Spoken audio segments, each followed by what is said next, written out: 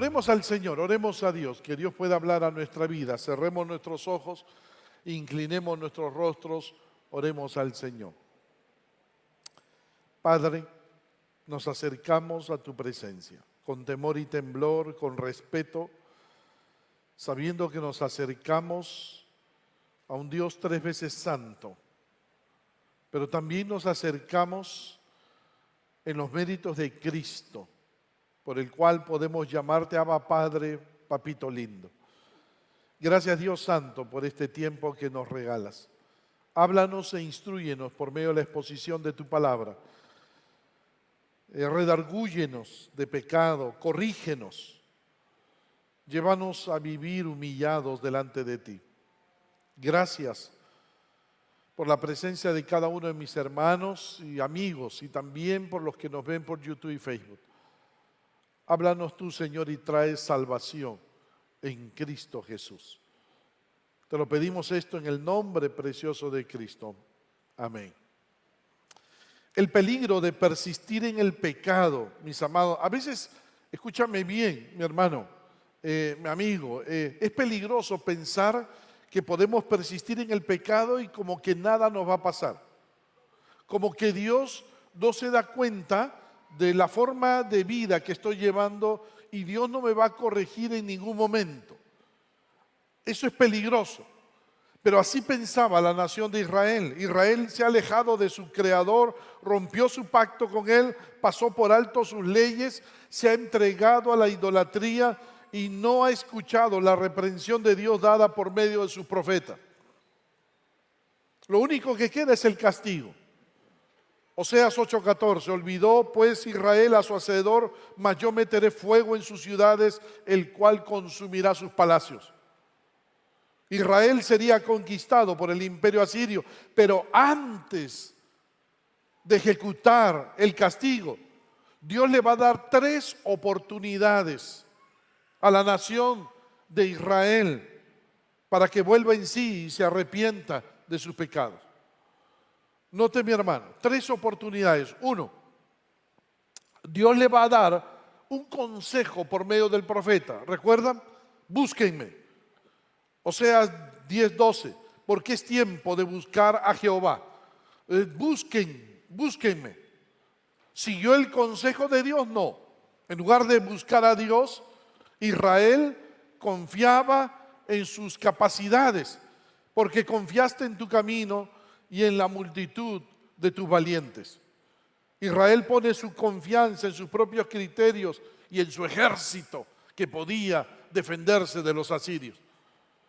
2, la segunda oportunidad que Dios le da a la nación de Israel. Dios le va a hablar con amor. Cuando Israel era muchacho, yo lo amé. Y de Egipto llamé a mi hijo. Dios les recuerda de dónde lo sacó. Les advierte del castigo severo. Les ofrece el perdón. Y por último, les da un mensaje esperanzador. En el futuro van a caminar en pos de mí. En pos de Jehová caminarán. Les dice Oseas 11. En pos de Jehová caminarán. En el futuro, la nación de Israel habrá de buscar a Dios. ¿Cómo respondió Israel cuando Dios les da una segunda oportunidad y les habla con amor? 1, Israel siguió mintiendo. Me rodeó Efraín de mentira y la casa de Israel de engaño.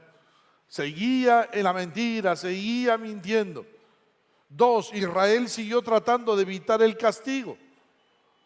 Claro, ellos creían que podían evitar que el castigo de Dios se ejecutara. Efraín se apacienta de viento y sigue al solano, mentira y destrucción aumenta continuamente porque hicieron pacto con los asirios y el aceite se lleva a Egipto. Hicieron pacto con los asirios y el aceite se lleva a Egipto.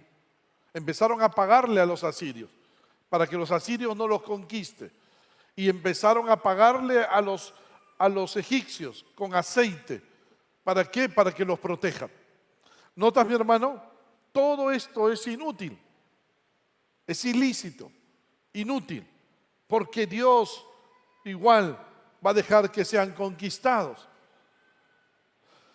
Dios, en tercer lugar, les da una tercera oportunidad, Dios.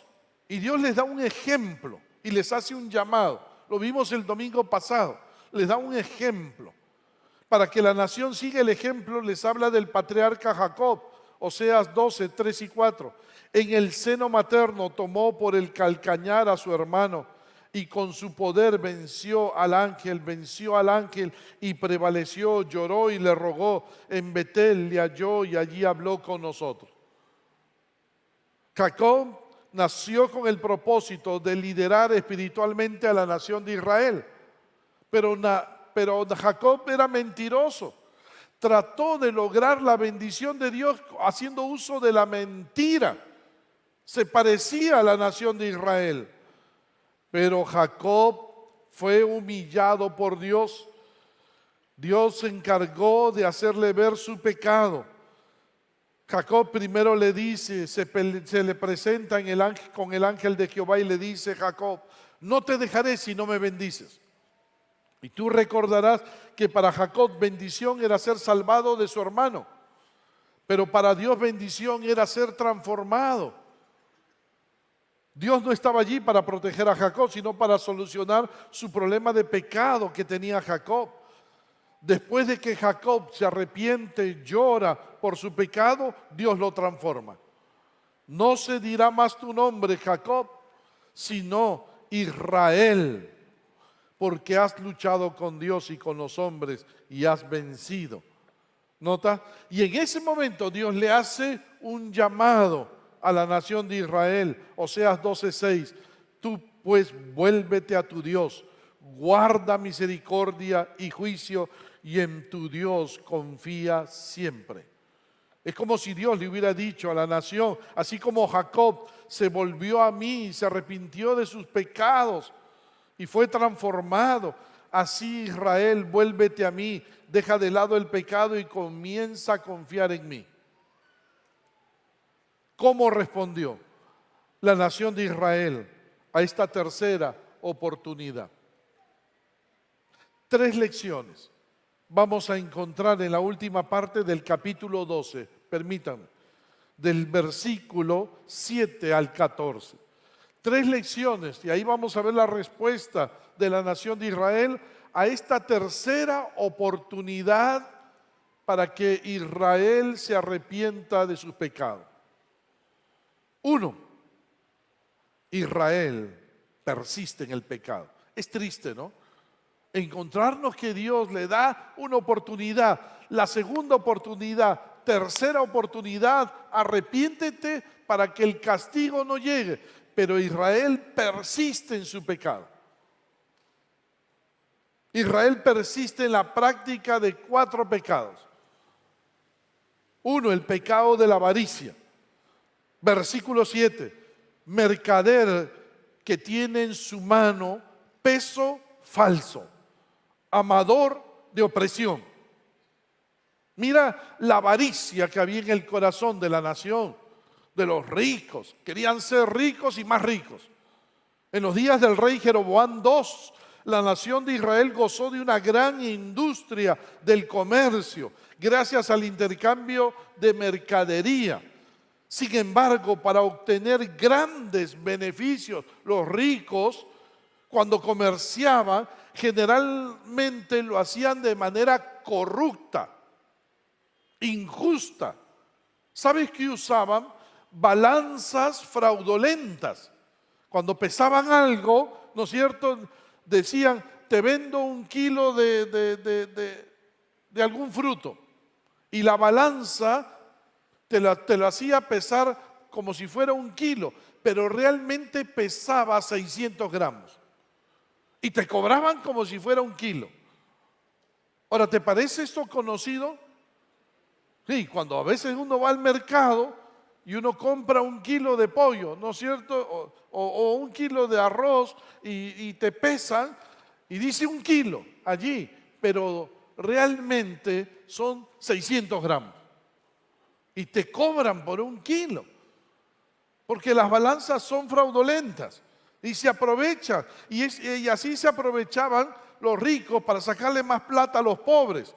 Oprimían al sector pobre e indefenso de la nación. Tenían un afán por poseer riquezas. Por eso amaban la opresión. Mira lo que dice el texto, amador de opresión.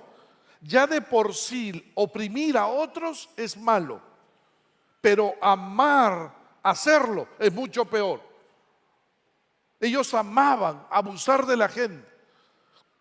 Así hay personas que abusan de la gente, se aprovechan de las personas, se hacen ricos engañando a otros, ¿no? Robando, oprimiendo, con corrupción. Eso es realmente triste, pero eso lo vemos todos los días en nuestro país. Es el pan de cada día y da tristeza como mucha gente se hace rico. Dos, pero mira el otro pecado, el pecado de la autosuficiencia. Versículo 8. Efraín dijo, ciertamente he enriquecido, he hallado riquezas para mí, nadie hallará iniquidad en mí, ni pecado en todos mis trabajos. ¿Sabes lo que está gritando la nación aquí, los ricos? Están gritando a los cuatro vientos, soy rico. Y lo peor es que dicen, sin ayuda de nadie hice mi fortuna. Orgullosos. Mientras la gente pobre grita, los ricos nos oprimen. O sea, ya sabes de dónde han conseguido su fortuna. Mientras la gente pobre grita, los ricos me oprimen, pero ellos se jactan de que gracias a su esfuerzo personal es que son ricos. Por lo tanto, no están dispuestos a ayudar a nadie. Normalmente el que tiene más, quiere más y no ayuda a nadie. No son generosos. Pero miren la arrogancia con la cual hacen las cosas. Nadie me ha descubierto haciendo trampas. Mi historial es impecable. Descarados. Descarados. El que nadie se dé cuenta cómo consigues tu dinero no significa que sea íntegro. Tarde o temprano será descubierto. Quizás los hombres no se den cuenta, pero Dios sí. Dios se da cuenta cómo consigues ese dinero. Claro, sus conciencias están tranquilas, ya ni les acusan, ¿no?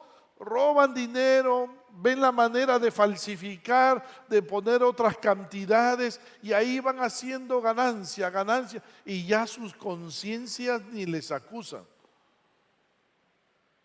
Están tranquilas, como dice el apóstol Pablo, el Dios de este siglo ha cegado el entendimiento de los incrédulos. Se jactan de su riqueza, pero no reconocen cómo se la ganan. Y no hay nadie que les pueda decir nada, ¿no?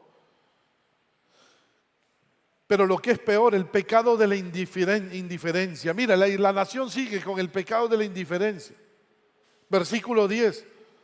Y he hablado a los profetas y aumenté la profecía y por medio de los profetas usé parábolas. ¿Qué le está diciendo Dios? Dios le dice, yo envié a mis profetas para advertirte, para hacerte ver lo malo de tu conducta, con numerosas visiones, parábolas, pero nunca se arrepintieron. ¿Por qué? Fueron indiferentes a mi palabra. Dios les está advirtiendo de su arrogancia. Dios les estaba hablando para que cambien su actitud y conducta. Pero ellos eran indiferentes a la palabra de Dios. No les importaba lo que Dios pudiera decirles. Claro, si ya tienen la mente cauterizada. Mira, a mí no me hables de la Biblia. Aquí en el trabajo no entra Biblia. A mí no me hables de integridad. No. Por favor, eso déjalo para el domingo, ¿no? Déjalo para la iglesia, pero no aquí en la empresa, no. Oye, pero estás robando. Y eso está mal, va en contra de la palabra de Dios. Oye, aquí no uses la Biblia. La Biblia es solo para los domingos, no para de lunes a sábado. Eso era sumamente peligroso. Lamentablemente, cuando estás envuelto en el pecado, ya no quieres oír nada de la palabra de Dios. Quien está envuelto en el pecado no quiere escuchar razones. No me digas nada, déjame mi cristianismo a mi manera. Empiezan diciéndote eso ya. No, mi cristianismo a mi manera, yo sé a mi manera cómo yo sigo a Dios. Ya no le entra, ya no. No quieren recibir ni un consejo. No me digas nada. No me digas nada. Ya tomé mis decisiones.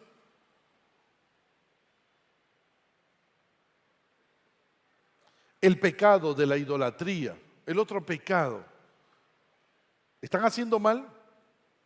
Mienten, autosuficientes, roban. Pero tienen religión. Tienen religión. Es Galaad iniquidad, ciertamente vanidad han sido.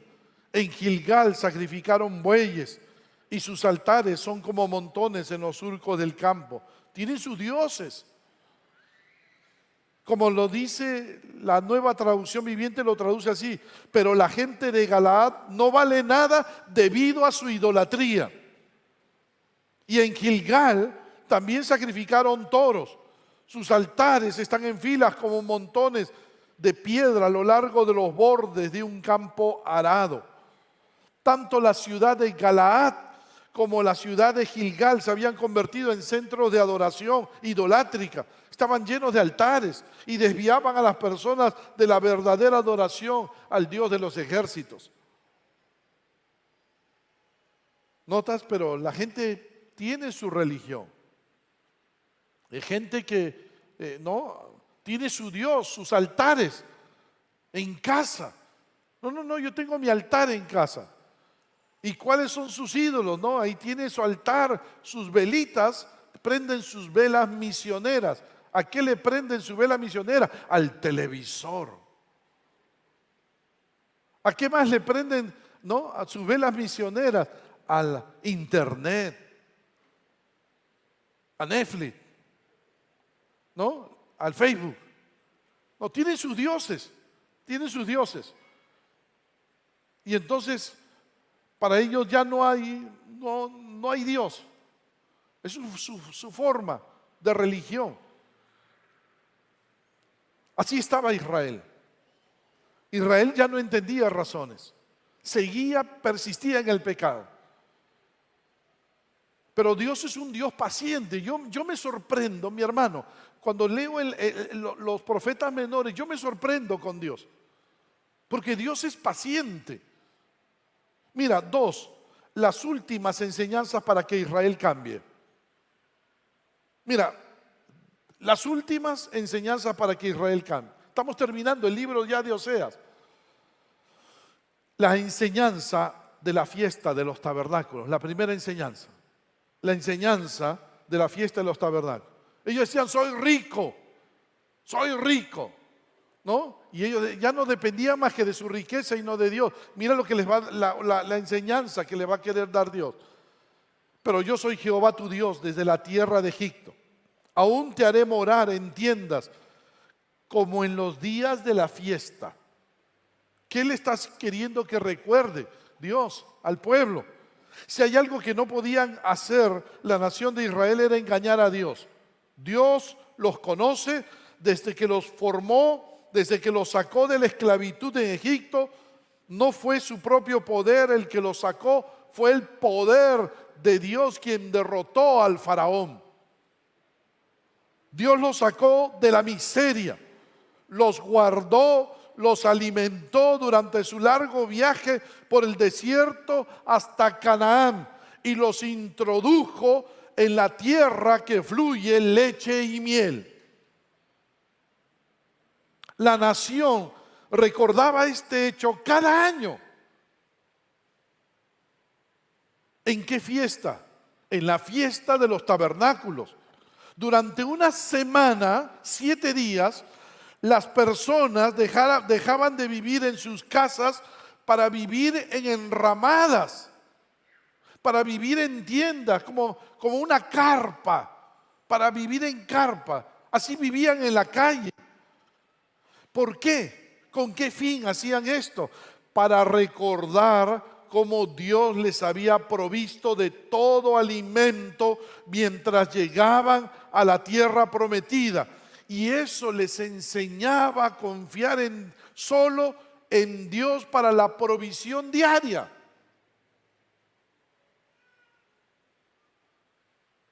¿Sabes cuál era el problema?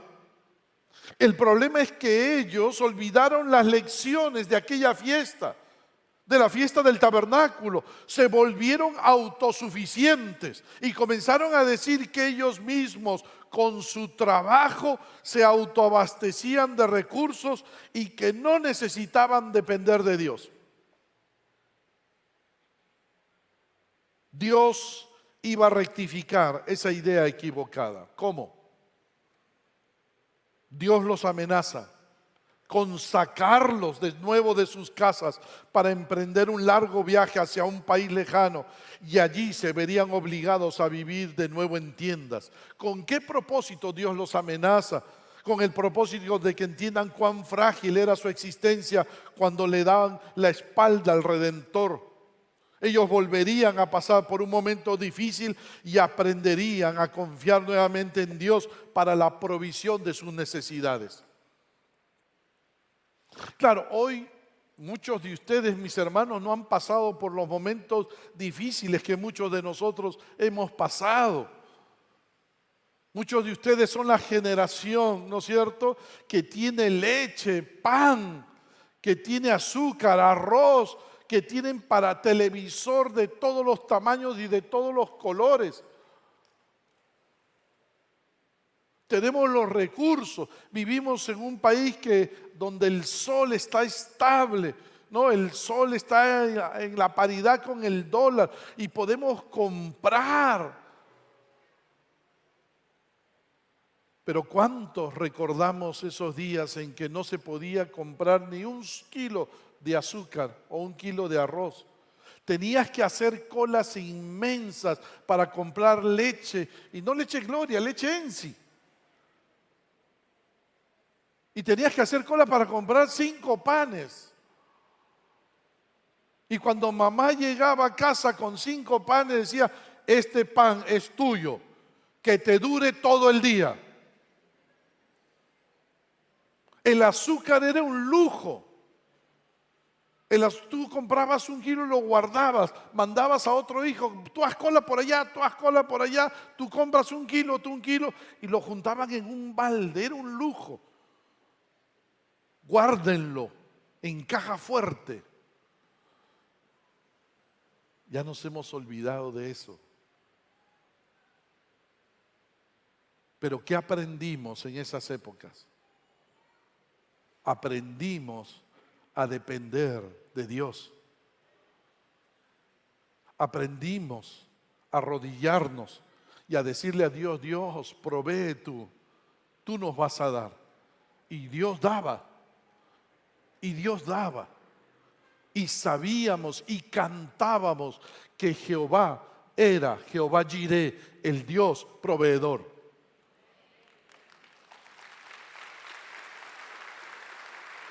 Pero con el tiempo hemos ido cambiando, ¿no? Ahora es mi trabajo me sostiene, ¿no? Ya no pasamos tanta necesidad. Hoy no pasamos necesidad, y entonces dejamos ya de cantar Jehová Jireh, el Dios proveedor. No, ya no, pues, porque ahora, pastor, ahora hay plata. Y hemos dejado de depender de Dios. Pero lo que Dios le dijo a la nación de Israel es lo mismo que Dios puede hacer ahora. En un momento, en un abrir y cerrar de ojos, en las próximas elecciones presidenciales se presenta otro así, un mal presidente que al final nos lleva a la quiebra del país. Y Dios lo permite para enseñarnos nuevamente a depender de Dios.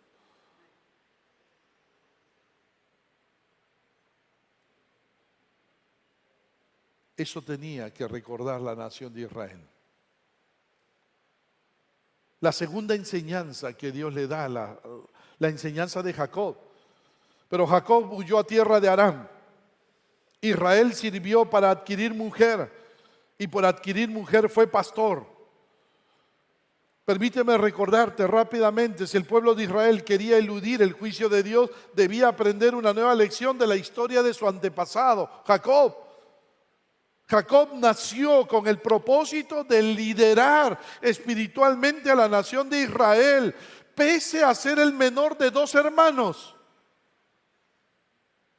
Dios se lo había dicho a la familia: el mayor servirá al menor.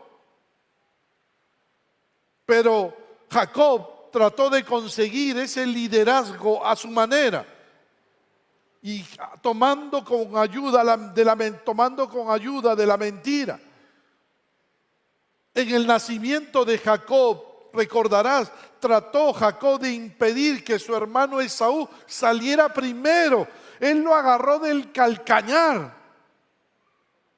Ya grande, Jacob guisó un plato de lentejas rojas y se le ofrece a su hermano hambriento un plato a cambio de que éste le venda la primogenitura. Allí está Jacob, tratando de lograr fines buenos, pero con medios malos.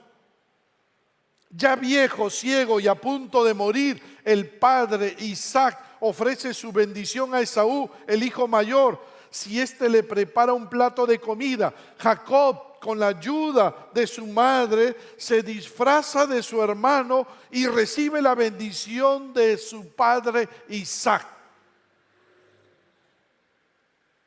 Cuando Esaú fue a buscar la bendición, ya no había otra bendición para él. Jacob recibió la bendición al precio de la mentira. Jacob debe huir porque su hermano lo quiere matar. Huye a la tierra de Aram, donde su tío Labán, en la casa de su tío Labán, le dan de su propia medicina, la mentira. Termina casado con dos hermanas y sus concubinas y llega a tener 13 hijos. 20 largos años trabaja para su tío Labán. En Harán, Jacob, el hijo mimado de Rebeca, tuvo que aprender a trabajar duro, tuvo que aprender a servir sin condiciones, tuvo que aprender a rendir cuentas con las ovejas de su tío Labán, pero al mismo tiempo recibió un trato injusto, humillante. 20 años de humillación para Jacob. Mira cómo fue humillado. Mira cómo fue humillado Jacob. Él lo describe en Génesis 31, 38 al 41. Mira lo que dice, míralo cómo lo expresa Jacob al tío. Se lo va a decir al tío, en la cara del tío. Ya no aguantó más Jacob. Estos 20 años he estado contigo. Tus ovejas y tus cabras nunca abortaron. Ni yo comí carnero de tus ovejas, ni un carnerito. Se mató Jacob para hacerse un asado. Nunca te traje lo arrebatado por las fieras, nunca. Yo pagaba el daño. Si alguna fiera se comía una oveja, él pagaba, sacaba de su bolsillo. Lo hurtado, así de día como de noche. Si alguien se robaba una oveja, a mí me lo cobraba. Tío Labán, tú me lo cobrabas. De día me consumía el calor y de noche la helada, y el sueño huía de mis ojos. No podía dormir. De día el calor, de noche el frío. Así he estado 20 años en tu casa, 14 años te serví por tus 2 hijas y 6 años por tu ganado, y has cambiado mi salario 6 veces.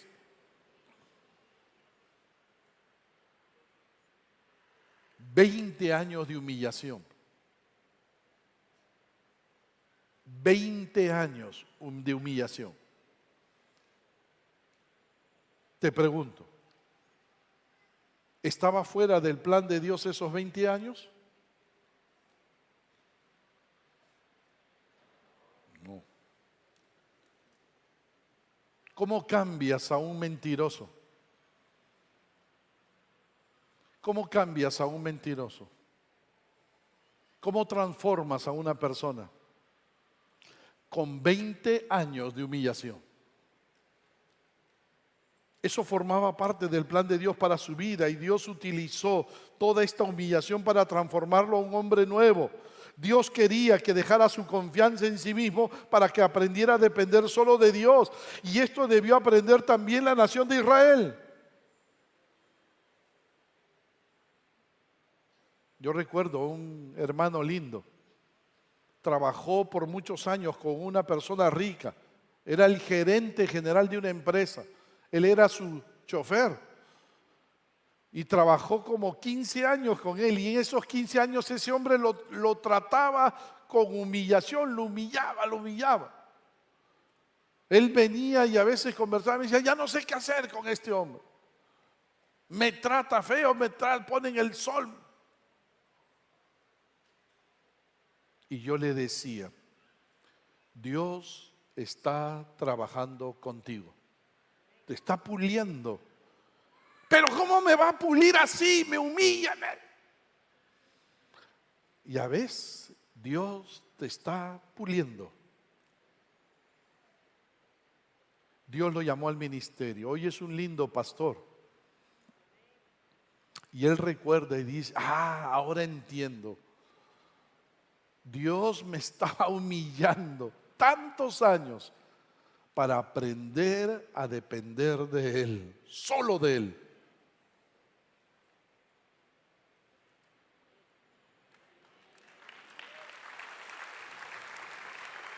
Mi hermano, si no te dejas humillar, no vas a aprender a depender de Él.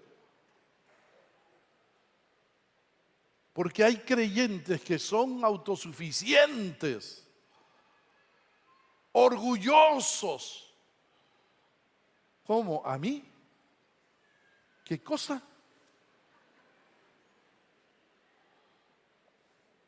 Y hasta que Dios no los humilla, no aprenden a depender de Dios.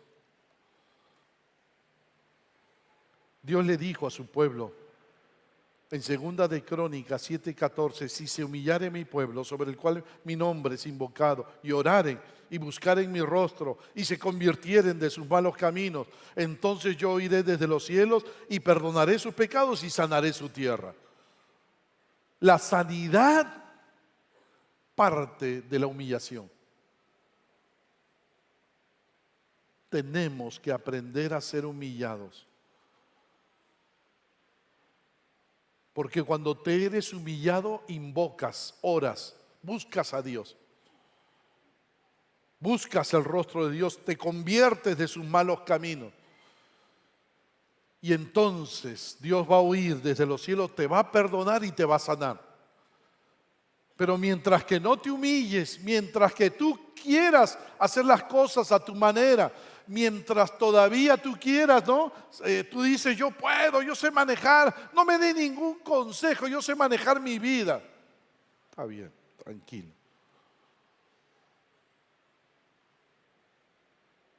Después vienen chancados, golpeados. Mi hermano, humíllate. Humillémonos delante de Dios. Amén. Para que Él nos exalte a su debido tiempo. Y la última la enseñanza de Moisés, y por un profeta Jehová hizo subir a Israel de Egipto, y por un profeta fue guardado. ¿Qué es lo que le está diciendo Dios a la nación? Si hay algo que no se debían olvidar, la nación de Israel es su pasado. ¿De dónde lo sacó el Señor? ¿Cómo lo sacó? Dios los liberó de la esclavitud de Egipto con el propósito de que le sirvieran a Él, lo amaran a Él. Los protegió como el pastor protege a sus ovejas, con sumo cuidado. Los protegió de la ira del faraón cuando se encontraban frente al Mar Rojo. Los protegió de todos los peligros del desierto. Les proveyó toda clase de alimentos y los vistió con vestidos que no se envejecían. Pero en todo esto utilizó a un hombre, a un profeta, Moisés. si ustedes exaltan a Moisés como profeta, ¿por qué rechazan a mis otros profetas? ¿Por qué no escuchan mi palabra? Eso le está diciendo Dios a la nación de Israel. Rechazan al profeta Isaías, a Miqueas, a Amós, a Oseas, a Elías. Han rechazado a Elías, a Eliseo. Han rechazado a mis profetas. Pero ustedes reverencian al profeta Moisés. No escuchan mi palabra. Escúchenlo a los profetas. Escucha mi palabra es verdad, vida y transforma. No la menosprecies, menospreciando a mis profetas.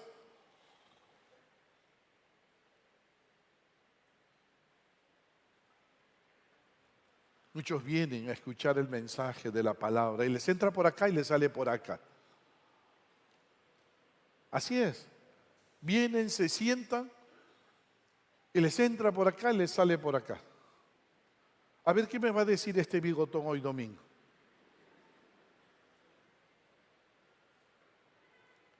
Y menosprecian a los profetas y menosprecian la palabra de Dios. Vienen obligados, vienen porque tienen que venir. No es ya es costumbre, religioso. No, y si no vengo es porque mi papá después se enoja conmigo. Por eso vienen. Pero no escuchan a Dios. No escuchan la voz de Dios, la menosprecian.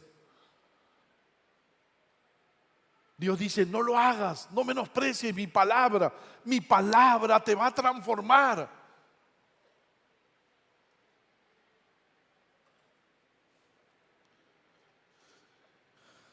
Tres, el peligro de persistir en el pecado, la última lección que vemos aquí. ¿Israel se humilló? No. Y la sentencia no cambió. Versículo 14. Efraín ha provocado a Dios con amarguras. Por tanto hará recaer sobre él la sangre que ha derramado. Y su Señor le pagará su oprobio. La Nueva Traducción Viviente lo dice así: pero el pueblo de Israel amargamente ha provocado al Señor. Ahora el Señor lo sentenciará a muerte en pago por sus pecados.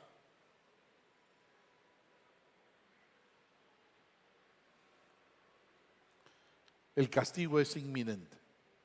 No se puede jugar con Dios. Hermano, mi amigo, no se puede jugar con Dios. No se puede jugar a la vida cristiana. No. Israel trató de jugar con Dios. Y luego Dios se encargó de ellos. Todo lo que el hombre sembrare, tarde o temprano, eso vas a cosechar. Yo tengo que ser honesto y te lo tengo que decir, mi hermano, mi hermana. No pienses que puedes vivir en el pecado y que no pase nada contigo en la vida de pecado. Después vas a volver y vas a decir, pastor, ¿por qué esta enfermedad? ¿Por qué me pasó esto? ¿Por qué todo se ha destruido? ¿Por qué mi hogar se ha destruido? ¿Por qué mi negocio se ha destruido? ¿Por qué mi vida se ha destruido?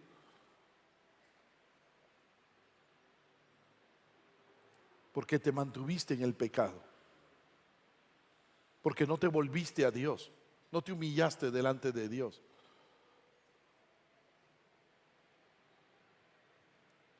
Estamos a tiempo. Si se humillare mi pueblo, sobre el cual mi nombre es invocado, y oraren y buscaren mi rostro, y se convirtieren de sus malos caminos, entonces yo iré desde los cielos y perdonaré sus pecados y sanaré su tierra. Es tiempo de acercarse y buscar a Dios. Es tiempo para decirle, Dios, perdóname. Es tiempo para meditar y para darte cuenta por qué camino estás yendo y volverte a Dios. Amén. Es tiempo.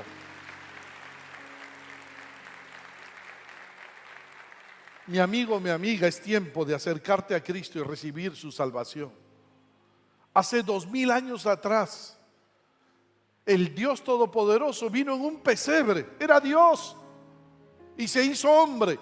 ¿Para qué? Para morir en la cruz por tus pecados y mi pecado, el pecado de toda la humanidad.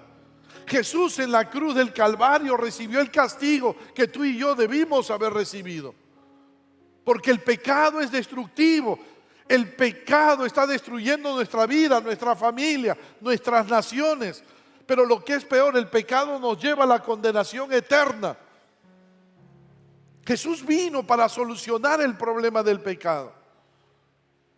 Resucitó y ahora ofrece su salvación y perdón. Yo voy a hacer una oración en estos momentos como si yo estuviese recibiendo la salvación por primera vez.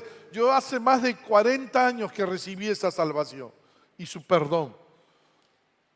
Solo tienes que reconocer tu necesidad de Dios, arrepentirte de todos tus pecados y recibir la salvación que Cristo te ofrece. ¿Te gustaría recibirla? Haz conmigo esta oración si nunca la has hecho, mi amigo, mi amiga. Si nunca has orado, no le has pedido a Dios esta salvación, hazlo ahora conmigo. Repite esta oración, tú también que nos ves por YouTube y Facebook.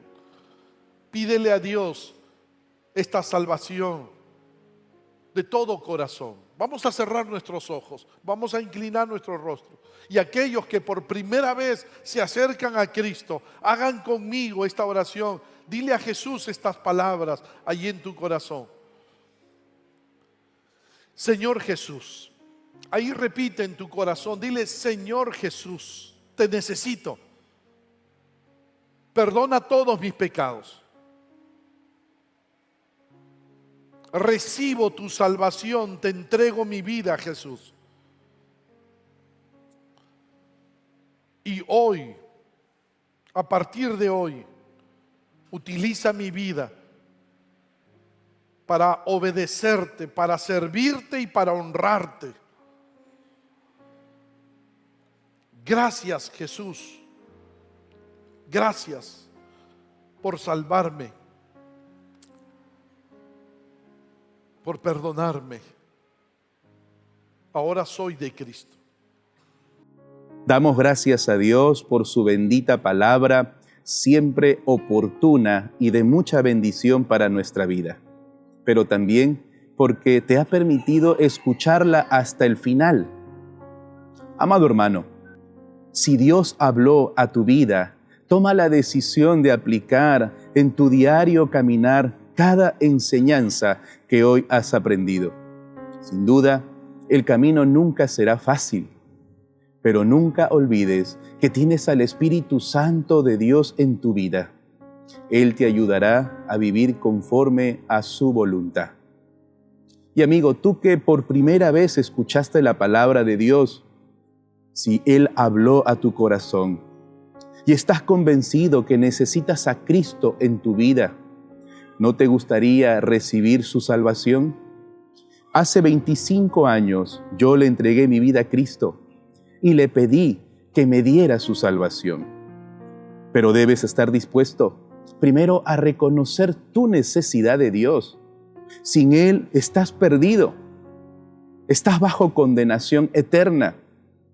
Y segundo, debes arrepentirte de todos tus pecados. Sí, porque le has fallado muchas veces con esa actitud rebelde que se opone a su voluntad, a su palabra. Y tercero, debes pedirle a Cristo Jesús que entre en tu vida, que sea el Rey y Señor de tu corazón. Tienes que decirle: sálvame, Cristo, y transfórmame. ¿Quieres hacerlo? Si es así, repite conmigo esta breve oración. Oremos juntos. Gracias, Dios, por tu palabra. Hoy he entendido que tengo necesidad de ti, que mi vida sin ti está bajo condenación. Por eso, Dios, te pido perdón. Límpiame de todos mis pecados. Y Jesús, entra en mi corazón. Sé tú el Señor y Rey de mi vida. Sálvame, transfórmame, hazme un hijo de Dios. Así oro en Cristo Jesús. Amén. Amén. Amado amigo, déjame felicitarte. Has tomado la mejor decisión de tu vida. Por favor, ponte en contacto con nosotros. En pantalla aparecerá un número de WhatsApp. Escríbenos y coméntanos. Yo le entregué mi vida a Cristo. O puedes también hacerlo a través del Messenger de nuestro Facebook. Deseamos saber de tu decisión para comentarte cuál es el segundo paso para acompañarte en esta travesía con Jesús. Que Dios te bendiga. Para participar y pertenecer a una de nuestras redes, inscríbete en los links que aparece en la descripción del video. Recuerda que también nos reunimos en nuestros grupos pequeños. Para mayor información, comunícate al WhatsApp que aparece en pantalla. Recuerda que puedes vernos a través de nuestras redes sociales. Que Dios te bendiga.